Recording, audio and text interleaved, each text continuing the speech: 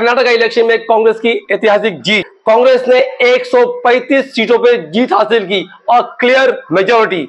BJP को 66 seats और JDS को 19 सीट्स मिली। क्या कर्नाटका के लोगों ने जाति धर्म की राजनीति को नकारा है? क्या कर्नाटका के लोगों ने नफरत की राजनीति को नकारा है? हिंदुत्व की राजनीति को क्या कर्नाटका के लोगों ने नकारा है? क्या ये मोदी और अमित शाह की हार नहीं? क्या कर्नाटका का रिजल्ट देश के मन की बात है? और क्या 2024 के लोकसभा इलेक्शन में इसका असर दिखाई देगा? How did Congress win the election? बड़ा सवाल है। Why did BJP lose the election? Second बड़ा सवाल। और क्या what will be the impact of this result in 2024 Lok Sabha election? ये देखने वाली बात है। जिस तरीके से कांग्रेस को ऐतिहासिक जीत हासिल हुई है, एक बात तो इसमें साफ है कि वहां की जनता ने, कर्नाटका के लोगों ने इस बार धर्म जाति से, भेदभाव से, नफरत से, हिंदुत्व से और बांटने की राजनीति से ऊपर उठकर वोट दिया है। उन्होंने वोट दिया है महंगाई पे, उन्होंने वोट दिया है भ्रष्टाचार पे, उन्होंने वोट दिया है बेरोजगारी पे, उन्होंने वोट दिया है लोकल डेवलपमेंट में। कौन से ऐसे मुद्दे थे और क्या वजह थी जिसकी वजह से कांग्रेस ने इतनी बड़ी ऐतिहासिक जीत हासिल की? और क्या वजह है कि बीजेपी ने कर्नाटका को हारा है? कि बीजेपी का एजेंडा, उनका क्या मुद्दा था? बीजेपी का मुद्दा था हिजाब, हलाल, लव जिहाद, मंदिर मस्जिद, हिंदू मुस्लिम, मुस्लिम आरक्षण को खत्म करना, uniform civil code, Bajrang Dal, यानी धर्म की राजनीति। वहीं दूसरी तरफ कांग्रेस का मुद्दा था महंगाई, बेरोजगारी, भ्रष्टाचार, 40% कमीशन वाली सरकार, ग्रेजुएट को 3,000 रुपया मंथली देने का वादा और अंडर ग्रेजुएट यानी डिप्लोमा होल्डर्स को 1,500 रुपया देने का वादा और 200 यूनिट तक बिजली free for every house hold और सभी महिलाओं को बस ट्रैवल फ्री किया जाएगा। ये तमाम वादा, ये तमाम मुद्दा और ये तमाम एजेंडा कांग्रेस का था। तो अब देखने वाली बात है कि गौर करने वाली बात है कि वहां की जनता ने, कर्नाटका के लोगों ने किस बुनियाद पे वोट दिया। सीटी रवि जो बीजेपी के नेशनल जनरल सेक्रेटरी हैं, जो हलाल की और इकोनॉमिक जिहाद की बात करते थे, वो खुद अपनी सीट हार गए। और वीसी नागेश जो केरला के एजुकेशन मिनिस्टर थे, जिन्होंने हिजाब को स्कूलों में बैन किया था, किस तरीके से वहां की लड़कियों को हिजाब पहन के जाने से स्कूलों में रोक दिया था, वो भी अपनी सीट हार गए हैं। मतलब इससे एक बात तो साफ है कि जिस तरीके से बीजेपी ने वहां पर हिजाब का, हलाल का, लव जिहाद का, हिंदू मुस्लिम का जो प्रोपेगेंडा किया था, वो लोगों ने इस टाइम पे नाकार दिया है। और इस टाइम पे कांग्रेस को जिता के उन्होंने ये मैसेज दिया है कि हम भेदभाव की राजनीति, नफरत की राजनीति, धर्म की राजनीति और एक दूसरे को नीचा दिखाने की राजनीति से हम परे हैं। हम ये एक्सेप्ट नहीं करेंगे। अब हमें विकास चाहिए, डेवलपमेंट चाहिए, रोजगार चाहिए। जैसे हमने देखा भी कि मोदी जी ने किस तरीके से प्रचार किया था धर्म के नाम पे, बजरंगबली के नाम पे, और उन्होंने कहा था कि जब तुम वोट देने जाना तो बजरंगबली का नाम लेके अपना बटन दबाना।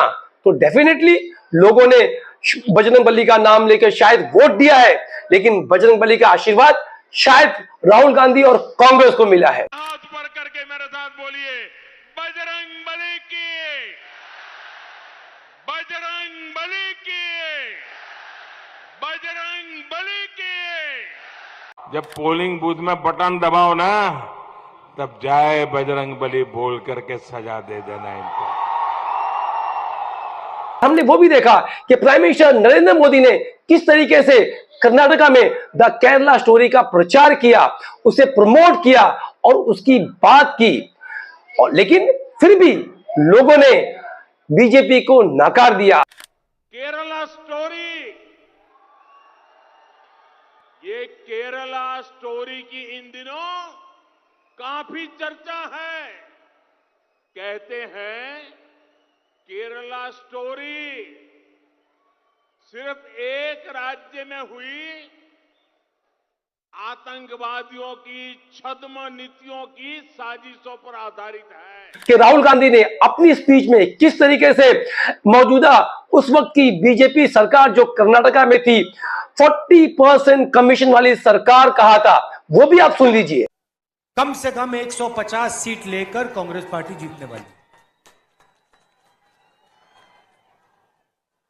आप देख लेना,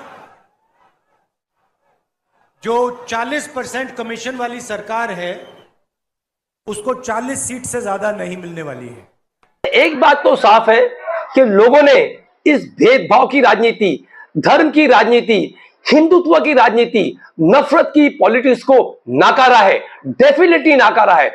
और अब लोग कुछ बदलाव चाहते हैं। लोग समझ गए इससे हमारा पर्सनल फायदा और लोगों का फायदा और राज्य का फायदा बिल्कुल नहीं होता है, इसलिए लोगों ने इसे नकार दिया।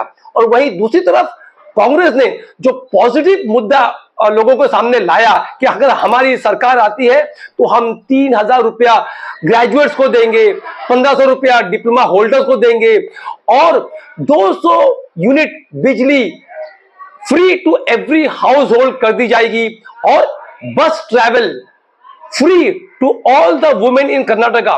ये तमाम मुद्दा जो कांग्रेस ने लोगों को दिया, तो शायद वहां के लोगों ने इस मुद्दे को एक्सेप्ट किया और वो अब उम्मीद करते हैं, अब बारी कांग्रेस की है कि कांग्रेस ने जो वादे किए हैं, जो मुद्दे लोगों के सामने किए हैं, अब ग्राउंड लेवल पे कांग्रेस अपने वादे को किस हद तक और कब तक पूरा करती है, ये देखने वाली बात है। और अगर कांग्रेस ने सही ढंग से, सही तरीके से ग्राउंड लेवल पे इसमें काम कर दिया तो इसका फायदा कांग्रेस को दूसरे राज्यों में भी डेफिनेटली मिलेगा। इस इलेक्शन का रिजल्ट आने वाले 2024 के लोकसभा चुनाव में कितना इंपैक्ट लाएगा, किस कदर का असर लाएगा और क्या कोई ये गेम चेंजर बन सकता है कर्नाटका के इलेक्शन, ये आने वाला वक्त ही बताएगा। लेकिन एक बात तो साफ है, एक चीज हमें समझ लेनी चाहिए, क्योंकि कर्नाटका में टोटल 28 लोकसभा सीट्स है, जिसमें 2019 में बीजेपी को 25 सीटें मिली थी। तो अब क्या ये पॉसिबल है कि आने वाले लोकसभा इलेक्शन में बीजेपी को 25 सीट दोबारा मिल सकेगी? ये बहुत बड़ा सवाल है। और अगर बीजेपी अपनी 25 सीट नहीं बचा पाती है तो ये डेफिनेटली एक गेम चेंजर होगा।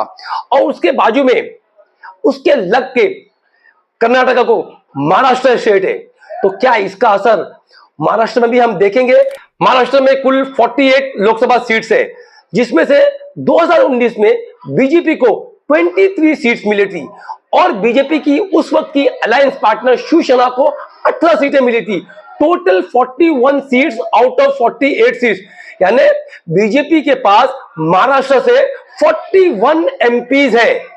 तो अगर कर्नाटका का असर महाराष्ट्र में दिखाई दिया और महाराष्ट्र में भी आने वाला बहुत सारे इलेक्शन है, यहां पर कॉर्पोरेशन चुनाव है, बीएमसी और टीएमसी चुनाव आने वाले वक्त में है और यहां पर विधानसभा इलेक्शन है और आने वाला डेफिनेटली 2024 का लोकसभा इलेक्शन है। और अगर इसका असर, इस कर्नाटका के इलेक्शन का रिजल्ट 2024 में कैरी फॉरवर्ड होता है तो डेफिनेटली हम आने वाले वक्त में 2024 में महाराष्ट्र में भी बहुत बड़ा चेंजेस देखेंगे, डेफिनेटली देखेंगे। और हमने कर्नाटक में देखा कि ऑल मुस्लिम डोमिनेटेड सीट्स जो थी वहां पर कांग्रेस आई, जो शेड्यूल्ड कास्ट की सीट थी वहां भी कांग्रेस आई, जो शेड्यूल्ड ट्राइब की सीट थी वहां भी कांग्रेस ने तो क्लीन स्वीप किया।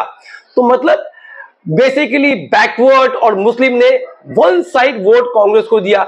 कांग्रेस और तमाम दूसरी पॉलिटिकल पार्टियां अपने मतभेद हटा के, अपना डिफरेंसेस को दूर करके अगर लोगों के फायदे के लिए देश हित में एक होना चाहिए, अगर वो एक होकर लड़ेंगी तो डेफिनेटली ये ट्रेंड हम 2024 के इलेक्शन में भी देखेंगे और रिजल्ट्स कुछ और आएगा।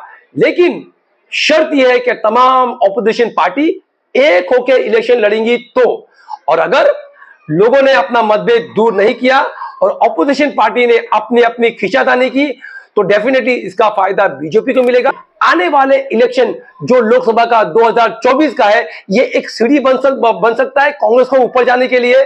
ये आने वाला वक्त ही बताएगा। आपने हमारे चैनल वली मीडिया ऑफिशियल को अगर अब तक सब्सक्राइब नहीं किया है तो प्लीज इसे सब्सक्राइब करें, लाइक करें और ज्यादा से ज्यादा लोगों तक शेयर करें।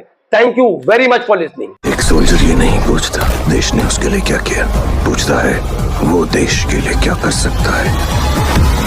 जय हिंद।